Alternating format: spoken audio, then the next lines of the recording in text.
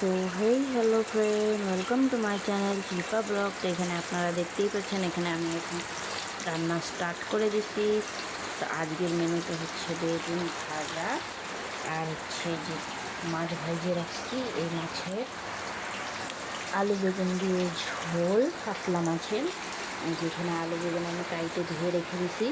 আর এটা হচ্ছে মূলা শাক, এই যে মূলা আনছে, মূলার আমি শাকগুলা বের করে নিয়েছি। আজকে মূলা শাক হবে আদা বাটা দিয়ে, আর হচ্ছে কাতল মাছের আলু বেগুন দিয়ে ঝোল। আর এখানে বেগুন ভাজা হচ্ছে, এখানে ভাত করে নিয়েছি।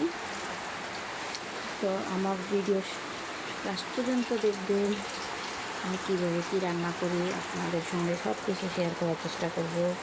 তো দেখতে পাচ্ছেন এখানে বেগুন ভাজাটা হইলে আমি শাকটা বসাই দেব। একটু উল্টায় দেখি বেগুনটা ব্রাউন হচ্ছে কিনা, হয় নাই এখনো।